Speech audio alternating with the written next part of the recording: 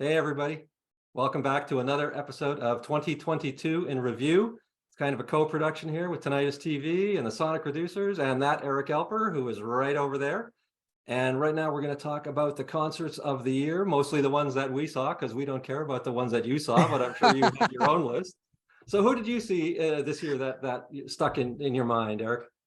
There was only one, and it was Sam Fender at Osheaga in Montreal. I knew very, very little about Sam Fender. Sam Fender was, to me, the kind of guy that I read more about than actually listened to, which is seemingly the case for me more and more when I'm reading about a lot more artists than I actually get a chance to sit down and listen to.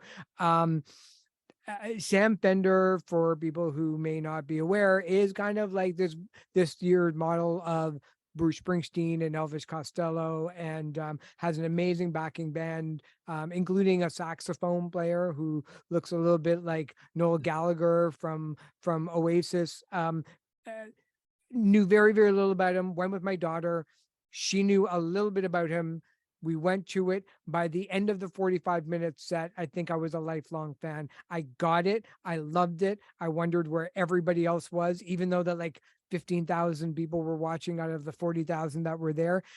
He just put out a live album from one of his shows that he did in the UK, and probably my favorite singer-songwriter that I found this year. So I'm going to say, without a doubt, Sam Fender at Osheaga. Wow, okay, that's a good one. I'll give you five. First, I went You to went out 5 times this year? That's amazing. That's not bad. And I didn't see a concert in my home city this year either. First off, I went to Vancouver to see King Gizzard and the Lizard Wizard, who I love. They were supposed to tour a couple of years ago, and these dates have been bumped and bumped and bumped and bumped, and so they finally made it. And it was just fantastic. It was everything I wanted it to be, with the exception of the one song, that my favorite song that they didn't play, which I asked the guy to play because I interviewed him about 2 weeks before. Yeah. And he said, "Oh, but if I ask Stu, the band leader, to play that one, he won't play it on purpose if I ask him. So he said, I'll try and psych it in there, but he couldn't do it, I guess, which was fine. Concert was great. It was like a couple of hours, and they're just amazing to see live because they pull off all that stuff, and they've got like 30 albums, and they just draw from here and there and everywhere, and some of those songs are 10 and 12 minutes long, and they're not like jam songs. They're all math rock, and so does the audience know all of the songs? Oh yeah, it's a total it's like that, eh? Yeah, singing along where there were portions to sing along, and rocking out at the other parts, and yeah, it was definitely a fan show. So they were awesome. Then we saw Sparks in the spring together. Yes. That was great. That was a dream. That's right. I went out twice this year then. Yeah, that's right. Yeah.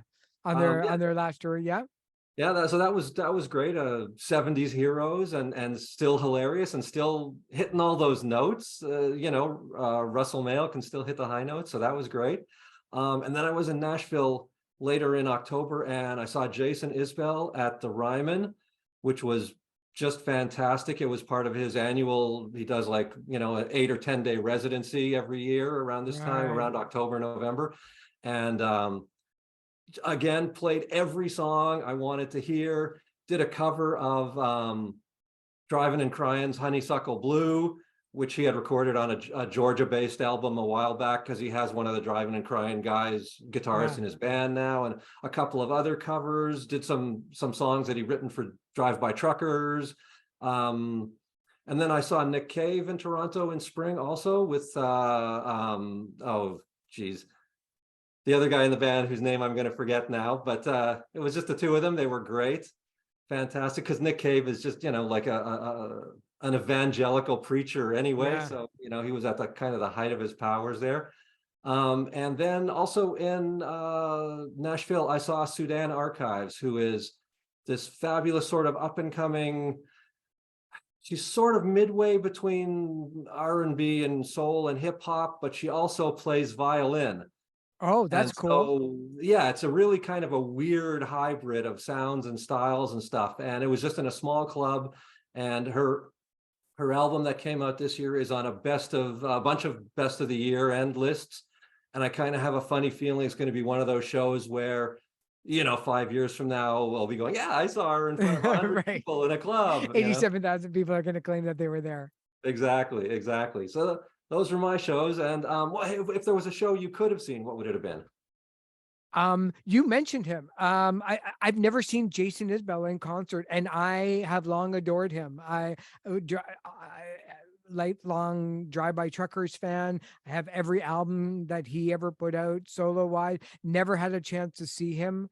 But he is absolutely on my hit list to go check out in 2023. Oh, well, yeah. And he's always on the road anyway, so I'm sure you'll Yeah. have fans, and totally worth it. All right. Well, those are our concerts of the year. I'm sure you have yours. Thanks for watching.